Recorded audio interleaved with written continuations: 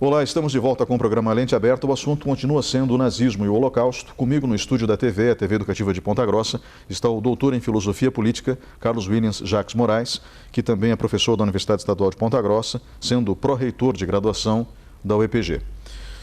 Professor, nós falávamos sobre algumas das características do nazismo no bloco anterior, como, por exemplo, o nacionalismo exagerado ao ponto de considerar tudo que viesse de outro país e principalmente outros povos inferiores ao povo alemão. Era o que os nazistas pregavam e eles convenceram uma parcela considerável do povo alemão na época que realmente os alemães eram superiores. E os alemães são muito bons no que fazem, mas daí a serem superiores é uma outra história. Sim. E também, outra característica marcante do nazismo, o totalitarismo, ou seja, eles estão certos, todo mundo está errado, né, e eles mandam, ponto final.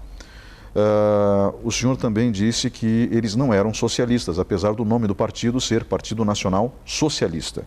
Eu mencionei que seria uma estratégia para angariar a simpatia dos operários alemães, porque na época os socialistas tinham a simpatia dos operários, não só na Alemanha, mas em vários países da Europa.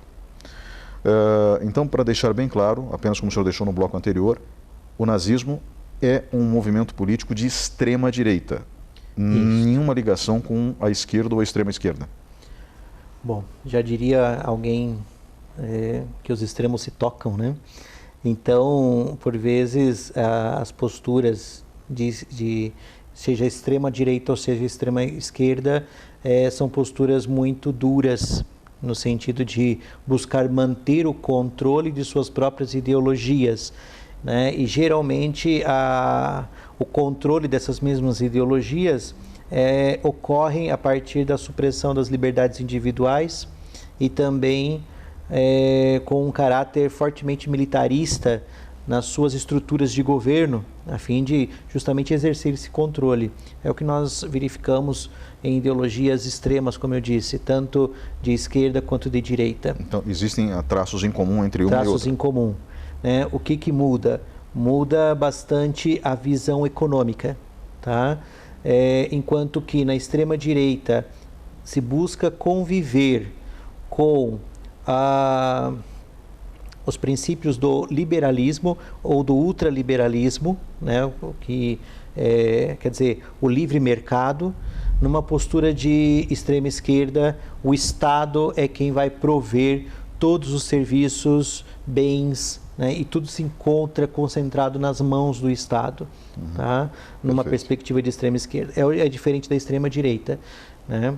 É claro, o momento econômico da Alemanha naquela época não era o de um ultraliberalismo, né? Até porque o ultraliberalismo é um movimento que nós vamos buscar justificar a partir de um processo amplo de globalização e de liberdades individuais pautadas em escala global, né? Mas não é isso que nós verificamos na economia de 1930 e 40, né? Mas a convivência com empresas que financiam o próprio Estado, tá? E que compartilham, inclusive bancos, né, da visão de mundo do nacionalsocialismo, tá?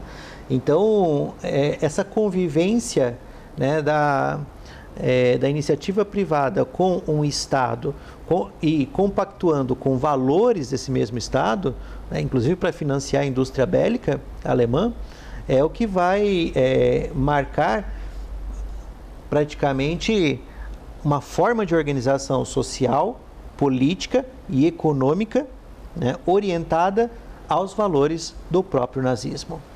Professor, eu preciso falar um pouquinho sobre o Holocausto, né? Já que o tema dessa entrevista é nazismo e o Holocausto. Sim. Eu acredito que a gente conseguiu entender bem o posicionamento do nazismo e mais ou menos como ele funcionava, né? Levando em consideração que o povo alemão se encontrava numa crise profunda, eles viram em Hitler o salvador da pátria. E em qualquer ponto da história da humanidade, quando alguém se apresenta como salvador da pátria, normalmente coisas boas não acontecem, né? Ou seja, existe todo um fanatismo em torno dessa figura que acaba sendo elevada a uma condição que jamais poderia ser de acordo com a realidade, se as pessoas estivessem lúcidas por completo. Mas e o Holocausto? Eu mencionei no bloco anterior que morreram 6 milhões de judeus. Esse é o número oficial até hoje? Esse é o número oficial, né? Claro que existem outros povos que também foram perseguidos, né? O povo cigano muito perseguido, né? Alguns povos latinos também, africanos, né? Quer dizer, as minorias, né, que hoje nós reconhecemos nesses termos, também foram perseguidos, foram para campos de concentração, né, e sofreram todo tipo de tortura e barbárie. Ou seja, não era só o assassinato em massa, o assassinato era precedido de tortura. Os campos de concentração funcionavam de que forma? Os campos de concentração, então, quer dizer, haviam vários tipos de campos, né, espalhados por toda a Europa praticamente, no território de domínio alemão ou dos países que também apoiavam, né, o regime nazista. Então você tem campos de concentração que funcionavam apenas como grandes prisões, né, com serviços manuais forçados, tá? E a partir daí você tem também todo tipo de tortura, não só com serviços, mas também com o aprisionamento em condições praticamente inabitável, né? Sem nenhuma condição humana de higiene, de tratamento, nada, né? Então, e existem aqueles campos de concentração em que você forçava trabalhos para quê? Não só para produzir armas, mas também para sacrificar aquelas vidas humanas. Aí entra uma dúvida. Então as pessoas morriam nos campos de concentração, às vezes pela falta completa de higiene, porque não tinham acesso a banheiro. Sim, ou a banho. Doenças em geral. De uma forma geral. Não tinham como se proteger do frio, a Europa é muito fria. Sim, né? É mais o norte. Também, me corrija se eu estiver errado, não recebiam alimentação adequada. Então muita gente morreu de fome. Morria de fome, realizava trabalhos forçados e não tinha como manter a si mesmo, seu próprio corpo, né? Agora, um campo de concentração que a gente sempre chama atenção é aquele de Auschwitz, né? E por quê? Porque o campo de Auschwitz representou um grande projeto de engenharia, né, para resolver um problema que outros campos de concentração viam como dificuldades, que era qual? O da contaminação de solos, lençol freático, através do quê? Através da construção de grandes valas para enterrar os corpos, diretamente ali no solo, né? Então, é clássico aquelas imagens dos campos de concentração, quando o trator praticamente joga todos os corpos nessas valas, né? De uma certa maneira você elimina o corpo, mas você produz um efeito de danos ambientais muito grande, com a contaminação de solos e de rios, né? Então, era necessário resolver esse problema. E qual foi a fórmula para se resolver? A construção dos grandes fornos, né, que Auschwitz praticamente inaugurou, e da câmara de gás, né? Então, com um discurso, vale a pena assistir aquele filme O Menino do Pijama Listrado, né? Então, eles tinham um discurso de que era necessário, para combater doenças, tomar banho. Mas quem tomava banho não voltava para o seu pavilhão, né? E você ia lá para o Badplatz, o local do banho, né? Recebia ali uma fórmula, né, dentro daquela câmara de um produto chamado Ciclone B, e ali praticamente eles morriam, né?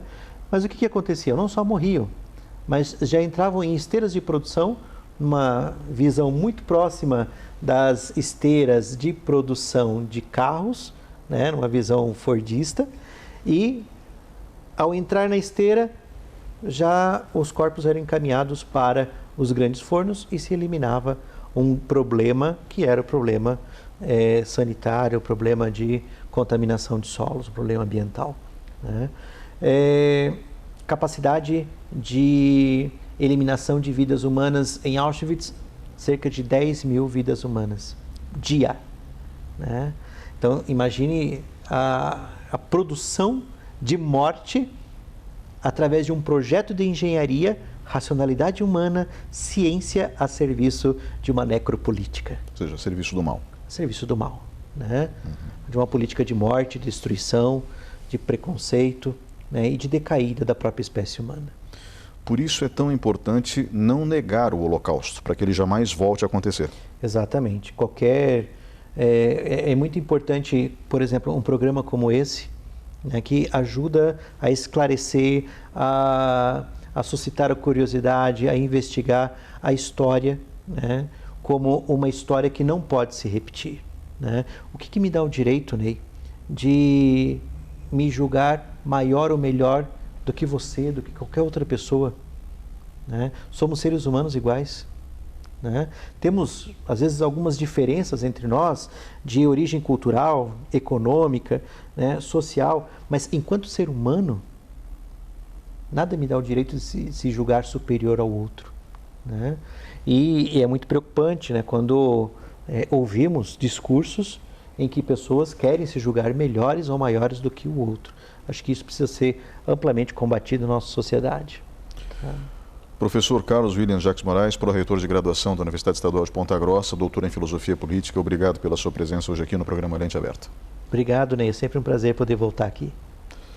Nós vamos agora para um breve intervalo e voltamos daqui a pouco.